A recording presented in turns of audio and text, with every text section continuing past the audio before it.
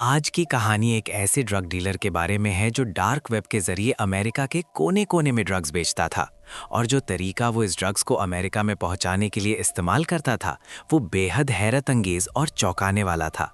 इस कहानी का जो सबसे चौंकाने वाला पहलू है, वो ये है कि इस पूरे रैकेट का मास्टरमाइंड एक इंडियन था। और जब पुलिस ने उसे पकड़ने के लिए उसकी तलाश शुरू की, तब उनके सामने वो खुलासे होने शुरू हुए जिन्होंने उनके होश उड़ा दिए।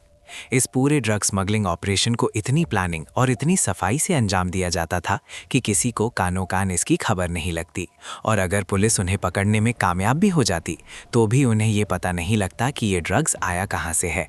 तो आखिर कौन था इस पूरे ऑपरेशन का मास्टरमाइंड? कैसे ये पूरा drug trafficking channel dark web पर काम करता था? और क्या पुलिस कभी इस मास्टरमाइंड तक पहुंच पाई? ये जानकर आप हैरत में पड़ जाएंगे। कहानी शुरू होती है स्टैटन आइलैंड, यूनाइटेड स्टेट्स से, जहां एक रात सुनसान सड़क पर एक बस आकर रुकती है। इस बस में से एक शख्स उतरता है जिसका नाम था एंथनी करोनाडी। वो इधर उधर देखने लगता है, मगर उसके चारों तरफ अंधेरा और सन्नाटा छाया हुआ था। महज 2 मिनट वहीं खड़े रहने के बाद वो एक घर की तरफ चलने लगता है, क्योंकि इसी घर के बाहर से उसे वो स्टेरॉइड्स का पैकेट उठाना था जो उसने अपनी बॉडी बिल्डिंग के लिए ऑर्डर किया था। बहरहाल, घर के बाहर पहुंचने पर जब वो उस पार्सल को देखता है, तो वो उसे काफ़ी बड़ा लगता है, जिसे देख वो कुछ कश्मकश में पड़ जाता है। पार्सल उठाते ही बॉक्स के अंदर रखा सामान इधर उधर लुढ़कने लगता है, जिसकी वजह से बॉक्स में से आवाज़ आने लगती है। और ये एंथनी के लिए बहुत अजीब था, क्योंकि इससे पहले ऐसा कभी नहीं हुआ था। और तभी वो फैसला करता है कि वो घर लौटने के लिए दूसरा रास्ता अपनाएगा। बहरहाल, बॉक्स को अपने बैग में रखने के बाद वो पैदल चलना शुरू करता है, और तभी उसे एक टैक्सी दिखाई देती है, जिसे वो हाथ दिखाकर रोक लेता है। ये टैक्सी उसे एक सुनसान जगह पर ले जाकर छोड़ देती है, जिसके बाद वो एक सुनसान गली से होते हुए एक पुरानी बिल्डिंग के अंदर चला जाता है। इस बिल्डिंग के एक रूम के अंदर वो फटाफट अपने कपड़े बदलता है और अपने बैग को एक कचरे के थैले में डालता है, और फिर इसी बिल्डिंग के दूसरे गेट से बाहर निकलकर अपने घर की तरफ चला जाता है।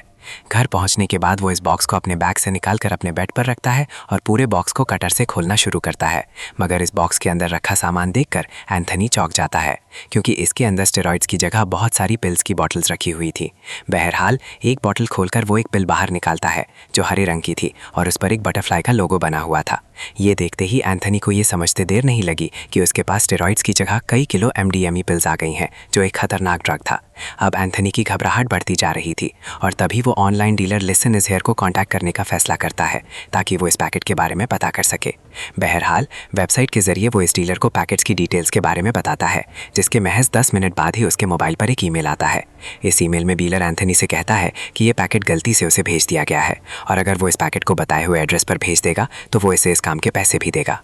एंथनी को इस बात की भनक तक नहीं थी कि वो ना चाहते हुए भी एक ड्रग रैकेट का हिस्सा बनने वाला है, और वो इन पिल्स को दोबारा पैक करके बताए हुए एड्रेस पर भेज देता है, क्योंकि उसे यही लग रहा था कि उसे ये एक ही बार करना होगा। वो इस बात से बिल्कुल बेखबर था कि जिस एड्रेस पर वो ये पार्सल भेज रहा है, वो ऑनलाइन ड्रग्स ऑर्डर करने वाला एक कस्टमर है, और वो एक international dark web drug cartel का हिस्सा बन चुका है, जो पूरी दुनिया में ड्रग सप्लाई करता है और कई मिलियन डॉलर कमाता है। और इस कार्टेल का नाम था listenishhere.com। जनवरी सन 2017 की एक रात नॉर्थ कैरोलिना में कुछ DEA एजेंट्स एक औरत पर नजर रख रहे थे, क्योंकि उनका मानना था कि यही औरत डार्क वेब पर listenishhere.com नाम का ड्रग्स कार्टेल चलाती है। ये वो वक्त था जब लिस्टन इज हेयर डार्क वेब पर एक जाना माना नाम बन चुका था, क्योंकि ये सिल्क रोड नामक वेबसाइट पर पिछले 5 सालों से ड्रग्स बेच रहे थे, जिसके बाद इन्होंने अल्फाबे और कई अलग अलग वेबसाइट्स पर ड्रग बेचना शुरू कर दिया था। इन वेबसाइट्स पर ये MDMA और बेंजोपिल्स बेचते थे, और साथ ही साथ इलीगल ड्रग्स और स्टेरॉइड्स को भी कस्टमर्स तक पहुंचाया जाता था। अब आते हैं DEA टीम पर, जो इस सस्पेक्ट औरत पर कई दिनों से नजर रख रही थी, ताकि वो उसे हाथों पकड़ सके, क्योंकि उनके पास उसके खिलाफ कोई पुख्ता सबूत नहीं था जिसकी बिना पर उसके घर की तलाशी ले सके या उसे गिरफ्तार कर सके। हालांकि वो इस औरत पर कई दिनों से नजर तो रख रहे थे, मगर इस रात कुछ अलग होने वाला था। और इसी दौरान एक DEA एजेंट देखता है कि ये औरत एक बड़े से कचरे के बैग को एक सड़क के किनारे फेंक रही थी। ये देख उस एजेंट को बहुत अटपटा सा लगता है, और वो फैसला करता है कि वो ये पता लगाएगा कि इस कचरे के बैग में आखिर है क्या। मगर तभी उसकी नज़र घड़ी पर पड़ती है, जिसमें 11:08 हो रहे थे। और ये देखते ही वो समझ गया कि इस औरत ने कचरे का बैग टाइमिंग को प्लान करके फेंका है। वो औरत ये बात बहुत अच्छी तरह जानती थी कि कचरा उठाने वाला ट्रक इसी वक्त आता है, और अगर ये कचरे से भरा बैग एक बार ट्रक में चला गया तो DEA एजेंट को ये कभी पता नहीं चल पाएगा कि उस बैग में आखिर था क्या। DEA एजेंट को भी लगने लगता है कि अगर उसने अभी कुछ नहीं किया तो उसके हाथ से कुछ सबूत निकल सकते हैं, और वो फौरन दौड़ते हुए इस कचरे से भरे बैग की तरफ भागता है। वहां पहुंचने के बाद वो पहले इधर उधर देखता है कि ये कंफर्म करने के लिए कि कोई उसे देख तो नहीं रहा, और फिर वो इस बैग को उठा लेता है। अब तक आधी रात बीत चुकी थी और सड़कों पर पूरी तरह सन्नाटा छा चुका था, और यही वो वक्त था जब डीई एजेंट इस कचरे के बैग को अपने ऑफिस में खोलता है और इसमें एक एक चीज़ को चेक करना शुरू करता है। पहले बैग में तो उसे कुछ भी काम का नहीं मिला, मगर जैसे ही वो दूसरे बैग को खोलता है उसे एक पीले कलर का पाउडर मिलता है, और ये कुछ और नहीं बल्कि 2.5 किलो MDMA था। और यहाँ से ये कहानी एक नया और रोमांचक मोड़ ले लेती है। अब आती है 18 जनवरी सन 2017 की सुबह, जब नॉर्थ कैरोलिना में 31 साल की अमांडा रोल अपने लिए फ़ोन पर एक रेस्टोरेंट में सीट रिजर्व करवा रही थी। वो इस कॉल पर बेनगम काउंटी स्टेक हाउस रेस्टोरेंट में अपनी सीट बुक करवा रही थी, और अगली शाम के लिए उसे सीट रिजर्वेशन भी मिल जाता है, क्योंकि उसे अपनी माँ का 67वां बर्थडे सेलिब्रेट करना था। क्योंकि अमांडा के फादर ने उसे और उसकी माँ को बचपन में ही छोड़कर चले गए थे, इसीलिए वो अपनी माँ और भाई के साथ रहती थी और वो एक दूसरे का मिलकर ख्याल रखते थे। बहरहाल अगली सुबह अमांडा अपने दिन की शुरुआत अच्छे मूड के साथ करती है, और वो इस बात से बहुत खुश थी कि आज वो अपनी माँ का बर्थडे मनाने जाने वाले हैं। वो अपने सभी कामों को निपटाकर तैयार होना शुरू होती है, और अब तक दोपहर के 4 बज चुके थे और वो अभी दरवाजे से बाहर निकलने ही वाली थी कि तभी उसे अपनी बिल्डिंग में कुछ लोगों के चिल्लाने की आवाज़ें आने लगती हैं। ये आवाज़ कुछ लोगों के ऊपर चढ़ने की थी जो बहुत तेज़ी से ऊपर की तरफ आ रहे थे, और अभी अमांडा कुछ समझ पाती इससे पहले उसके फ्लैट का दरवाज़ा बहुत तेज़ खुलता है और उसके सामने DEA एजेंट्स थे जो उसे गिरफ्तार करने आए थे। उधर अमांडा की माँ को रेस्टोरेंट में इंतज़ार करते 2 घंटे बीत चुके थे और वो बार बार अमांडा को कॉल कर रही थी, मगर उसका फ़ोन उठ नहीं रहा था। अमांडा की माँ को लगने लगता है कि शायद उसकी बेटी उसका बर्थडे भूल गई है, जबकि इस वक्त तक अमांडा DEA की हिरासत में थी और उससे पूछताछ शुरू हो चुकी थी। इस रेड में अमांडा के खिलाफ DEA के हाथ एक बहुत बड़ा सबूत भी लगा, और वो ये था कि DEA को 59 किलो MDMA, 14 किलो क्विटामाइन और कई दूसरे इलीगल ड्रग्स उसके फ्लैट से बरामद हुए। ये एक बहुत बड़ा सबूत था, और जब DEA सख्ती से अमांडा से पूछताछ करती है तब उसने कुछ ऐसे खुलासे किए जिन पर यकीन करना नामुमकिन था। अमांडा DEA को बताती है कि लिस्टन ड्रग रैकेट की मास्टरमाइंड वो नहीं है, बल्कि वो सिर्फ एक प्यादा है जो इस ऑपरेशन के लिए काम करती है, और वो उन कुरियर एजेंट्स में से एक है जो इस ड्रग को एक जगह से दूसरी जगह पहुंचाने का काम करते हैं। अमांडा DEA को बताती है कि इस पूरे ऑपरेशन में ड्रग्स को कस्टमर्स तक बहुत सिस्टमैटिक तरीके से पहुंचाया जाता है। सबसे पहले तो कस्टमर डार्क वेब पर आता है ड्रग्स खरीदने के लिए, जहां अलग अलग वेंडर्स अलग अलग ड्रग्स बेचते हैं। कस्टमर से ऑर्डर मिलते ही वो पार्सल को पैक करते हैं, मगर ये पार्सल डायरेक्ट कस्टमर्स के एड्रेस पर डिलीवर नहीं किया जाता, बल्कि वो अपने और कस्टमर्स के बीच के डायरेक्ट कनेक्शन को पूरी तरह ख़त्म करने के लिए रीशिपर्स का इस्तेमाल करते हैं। ये रीशिपर्स वो लोग होते हैं जो ड्रग्स के पार्सल्स को अपने एड्रेस पर रिसीव करते हैं और फिर इसी पार्सल को दूसरे एड्रेस पर कुरियर कर देते हैं, और इसी तरह ये सिलसिला चलता रहता है, जिसकी वजह से ड्रग्स 4-5 अलग अलग लोगों से होते हुए कस्टमर्स तक पहुँचते हैं। ये एक बेहतरीन तरीका था जिससे पुलिस ना तो कस्टमर्स तक पहुँच सकती थी और ना ही पार्सल भेजने वाले तक, और अमांडा भी उन्हीं रीशिपर्स में से एक थी जो DEA के हाथ लग गई थी, मगर वो ये नहीं बता पाई कि इस ड्रग्स ऑपरेशन का मास्टरमाइंड कौन है। अमांडा ने DEA को ये भी बताया कि कुछ साल पहले उसकी माली हालत बहुत ख़राब थी, और तब बेंजामिन रन नाम का एक शख्स उसे रीशिपिंग के बिजनेस में लेकर आया था, और तब उसने इस वेबसाइट के एक लीडर से भी उसकी मुलाकात करवाई थी, मगर उसके बाद वो दोबारा उससे कभी नहीं मिली।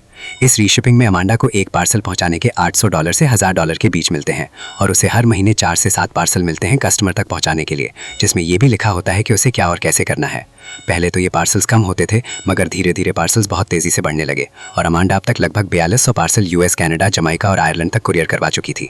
इस पूछताछ के दौरान अमांडा DEA को एक घर का एड्रेस भी बताती है जो अमेरिका के स्टेटन आइलैंड में था, और ये वो एड्रेस था जहां से अमांडा को कई पार्सल्स मिले थे, और उसने कई पार्सल्स यहां से कुरियर भी किए थे, जिससे DEA को लगने लगता है कि हो ना हो इस वेबसाइट के तार यहां से जुड़े हो सकते हैं। स्टेटन आइलैंड का नाम सामने आने के बाद DEA चौकन्ना हो जाती है, और वो फैसला करते हैं कि इस रैकेट के मास्टरमाइंड को हाथों पकड़ने के लिए वो एक प्लान आजमाएंगे। 1 मार्च सन 2017 की सुबह कुछ DEA एजेंट्स अपने साथ कार में 4.5 किलो MDMA रखते हैं और स्टेटन आइलैंड में एक बंद पड़े घर की तरफ रवाना हो जाते हैं। इस घर के बाहर पहुंचने के बाद वो 4.5 किलो MDMA के पैकेट को उस घर के बाहर रख देते हैं, और फिर वो इंतज़ार करने लगते हैं कि कोई शख्स आकर इस पैकेट को उठाए। कुछ घंटे नज़र रखने के बाद वो देखते हैं कि एक शख्स उस बंद पड़े घर की तरफ बढ़ रहा है, और वो जैसे ही पैकेट उठाकर बाहर आता है कुछ DEA एजेंट्स दौड़कर उसे घेर लेते हैं और गिरफ्तार कर लेते हैं। गिरफ्तार हुए शख्स का नाम एंथनी कोरोनाडी था, और ये नाम सन 2014 में पहले भी पुलिस के सामने आ चुका था, क्योंकि एक फ्रॉड केस में इस शख्स का नाम शामिल था। इस शख्स ने हैश फंड के नाम पर लोगों से पैसा लिया था इन्वेस्ट करने के लिए, मगर बजाय इस पैसे को इन्वेस्ट करने के उसने ये सारा पैसा अपने ऐशो आराम में उड़ा दिए। और साथ ही साथ उसने पैसों से प्लास्टिक सर्जरी भी करवाई ताकि वो पुलिस से बच सके। बहरहाल एंथोनी को गिरफ्तार करने के बाद पुलिस उससे सख्ती से पूछताछ शुरू करती है, जिसमें वो उन्हें बताता है कि वो लिस्टन नाम के एक शख्स के लिए काम करता है और वो ड्रग्स रीशिपिंग के बिजनेस में गलत पार्सल मिलने की वजह से आया था। क्योंकि उसने मंगाया तो स्टेरॉइड्स था, मगर उसे एमडीएमए पिल्स भेज दी गई थी और इन्हीं पिल्स को एक कस्टमर के एड्रेस पर भिजवाकर उसे धोखे से इस ड्रग्स बिजनेस में फंसा लिया गया। अब एंथनी डीईए एजेंट्स को आगे की कहानी बताते हुए कहता है कि वो ये स्टेरॉइड्स नॉर्मल वेब ब्राउज़र से ही ऑर्डर करता था और यहीं उसकी मुलाकात लिस्टन से हुई थी, जहां उसने अपना ईमेल एड्रेस एक बॉडी बिल्डिंग वेबसाइट पर डाल रखा था। लिस्टन ने खुद के इंटरनेट पर कई अलग अलग प्रोफाइल्स बना रखे थे और साथ ही साथ सिल्क रोड वेबसाइट पर उसने अपना डार्क वेब का एक अलग ईमेल एड्रेस भी दे रखा था, जिससे ये साफ समझ आ रहा था कि जो ईमेल उसने डार्क वेब पर दिया था वो तब का बना हुआ था जब उसे ये भी नहीं मालूम था कि अपनी आइडेंटिटी छुपानी कैसे है। बहरहाल एंथनी के ईमेल के जरिए डीईए के पास अब उस शख्स का डायरेक्ट लिंक था जो listinishere.com के पीछे था, और साथ ही साथ अब उनके हाथ इस रैकेट के 2 मेंबर्स और वो ड्रग्स भी लग चुका था जिसे ट्रेस करके वो लिस्टन तक पहुंच सकते थे। इस पूरी तहकीकात में एक और बात डीईए के सामने आई और वो ये थी कि जो भी पैकेट्स अलग अलग रीशिपर से होते हुए कस्टमर्स तक पहुंचते थे वो सभी यूनाइटेड किंगडम के शहर कॉवेंट्री से आते थे। अक्टूबर सन 2017 की देर रात जब लगभग 12 बज रहे थे, उस वक्त मनमीत सिंह नाम का एक शख्स कॉवेंट्री शहर के एक पोस्ट ऑफिस पहुंचता है। इस वक्त मनमीत के हाथ में कुछ पैकेट्स थे और इन सभी पैकेट्स पर एक ही एड्रेस था जो अमेरिका के नॉर्थ कैरोलिना के एक अपार्टमेंट का था। ये देख पोस्ट ऑफिस में मौजूद एम्प्लॉय को कुछ अटपटा सा लगता है, क्योंकि इन पार्सल पर जो रिटर्न एड्रेस लिखा हुआ था वो पूरी तरह फर्जी था, मगर वो इस बात पर ध्यान ना देते हुए इन पार्सल्स को कुरियर के लिए बुक कर लेता है और मनमीत सिंह पैसे देकर वहां से निकल जाता है। मनमीत सिंह इस बात से पूरी तरह बेखबर था कि सामने वाली बिल्डिंग में यूके क्राइम एजेंसी के ऑफिसर्स और डीईए ऑफिसर छुपकर उस पर नजर रख रहे हैं और उसकी हर मूवमेंट को बारीकी से ट्रैक कर रहे हैं, क्योंकि उन्हें पूरा शक था कि मनमीत सिंह ही लिस्टन है और वही इस ड्रग रैकेट के पीछे का मास्टरमाइंड है। अब UK crime agency officers Coventry के अलग अलग पोस्ट ऑफिसेस पर नजर रखना शुरू करते हैं और साथ ही साथ वो उन लोगों की लिस्ट भी बनाना शुरू करते हैं जिनकी एक्टिविटीज़ पर उन्हें शक था। वो इस बात पर खास ध्यान दे रहे थे कि कौन शख्स अलग अलग पोस्ट ऑफिसेस से पार्सल भेजता है और वो दिन में कितनी बार इन पार्सल्स को भेजता है। और एक बार जब ये पार्सल पोस्ट ऑफिस पहुंच जाते, वो ये चेक करते कि किन किन पार्सल पर रिटर्न एड्रेस फर्जी लिखे हुए हैं। यही वो वजह थी कि मनमीत सिंह पुलिस के रडार में आ गया था, क्योंकि उसके भेजे गए सारे पार्सल पर रिटर्न एड्रेस फर्जी था और तभी से पुलिस ये मानकर चल रही थी कि मनमीत सिंह इस पूरे ऑपरेशन का मास्टरमाइंड है। मनमीत सिंह के शक के दायरे में आने के बाद डीईए उसके फाइनेंस को खंगालना शुरू करती है और तब कुछ अजीबोगरीब चीज़ें उनके सामने आना शुरू होती हैं। मनमीत सिंह ने एंटिलियन नाम के अंदर कई अलग अलग कंपनियां बना रखी थी और सबसे ज़्यादा चौंकाने वाली बात ये थी कि कोई भी कंपनी पैसे नहीं कमा रही थी, मगर फिर भी मनमीत सिंह एक आलीशान जिंदगी जी रहा था। ये इन्फॉर्मेशन मिलते ही यूके क्राइम पुलिस इस बात की खबर अमेरिका में डीईए को दे देती है और साथ ही साथ ये भी बताती है कि मनमीत सिंह कितना ड्रग्स और पैसे लिस्टन.com वेबसाइट के जरिए एक जगह से दूसरी जगह पहुंचा रहा है। अब वक्त आ गया था कि डीईए कोई ना कोई कदम उठाए और तब आता है 26 अप्रैल सन 2019। ये वो दिन था जिस दिन सुबह 4 बजे के करीब 2 ब्लैक कार्स कवेंट्री की खाली सड़कों पर दौड़ रही थीं और इन कार्स के अंदर हथियारों से लैस ऑफिसर बैठे हुए थे जो मनमीत सिंह के घर की तरफ बढ़ रहे थे। वो सभी ऑफिसर इस बात पर सबसे ज्यादा ध्यान दे रहे थे कि उन्हें जल्द से जल्द इस ऑपरेशन को खत्म करना है, इससे पहले मनमीत सिंह इस रैकेट से जुड़े सारा डेटा डिलीट कर दे, क्योंकि अगर वो ऐसा करने में कामयाब हो गया तो उनके हाथ लगने वाले सबूत हमेशा के लिए गायब हो जाएंगे। बहरहाल मनमीत सिंह के घर पहुंचने के बाद ऑफिसर उसके घर का दरवाजा तोड़कर अंदर घुस जाते हैं और 5 ऑफिसर दौड़कर मनमीत सिंह के कमरे के अंदर घुसते हैं और ये देख उसकी आंख खुल जाती है। इससे पहले मनमीत कुछ समझ पाता, ऑफिसर उसके सामने गन ताने हुए खड़े थे और वो उसे गिरफ्तार कर लेते हैं। ये पूरा ऑपरेशन इतनी तेजी से अंजाम दिया गया कि मनमीत को मौका ही नहीं मिला कि वो किसी सबूत को मिटा सके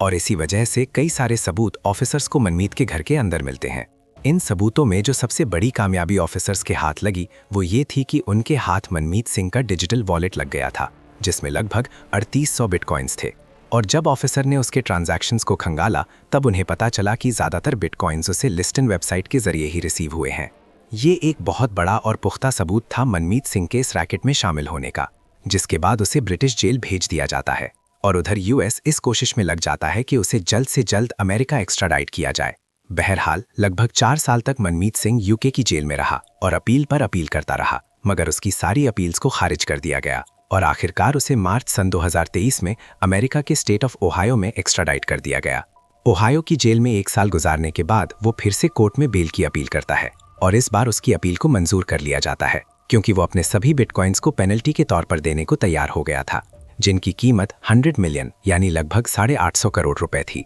यहाँ से डीईए के हाथ एक और नई इन्फॉर्मेशन लगती है, और वो ये थी कि ड्रग्स बेचकर इस वेबसाइट के जरिए मनमीत को कुल 8000 बिटकॉइंस रिसीव हुए हैं। मगर मनमीत का कहना था कि वो सिर्फ 3800 बिटकॉइंस को ही एक्सेस कर सकता है और वो उसने पहले ही अमेरिकन गवर्नमेंट को दे दिए हैं। अब डीईए एजेंट्स मनमीत पर इल्जाम लगाते हुए कहते हैं कि उसने बाकी 5000 बिटकॉइंस उस शख्स को ट्रांसफर किए हैं जो ak.winder@gmail.com मेल आईडी के पीछे है। छानबीन के दौरान ये मेल आईडी डीईए एजेंट्स के सामने आई थी, और क्योंकि ये मेल आईडी मनमीत सिंह के भाई परमिंदर सिंह की थी, इसीलिए डीईए को पूरा शक था कि बाकी बिटकॉइंस परमिंदर को ही ट्रांसफर हुए हैं। हालांकि डीईए के पास इस बात का कोई पुख्ता सबूत नहीं था, मगर उनकी थ्योरी बहुत स्ट्रांग थी कि हो ना हो बाकी 5000 कॉइन्स परमिंदर को ही भेजे गए हैं, क्योंकि परमिंदर भी इस ऑनलाइन ड्रग कार्टेल का ही एक हिस्सा था। इन 5000 बिटकॉइंस की कीमत थी 300 मिलियन, और ये आंकड़ा सामने आते ही डीईए वो चाल चलती है जिससे वो इस पूरे रैकेट के मास्टरमाइंड तक पहुंचने में कामयाब हो गए। बहरहाल मनमीत परोल पर रिहा होकर इंडिया वापस चला जाता है और 25 अप्रैल सन 2024 की सुबह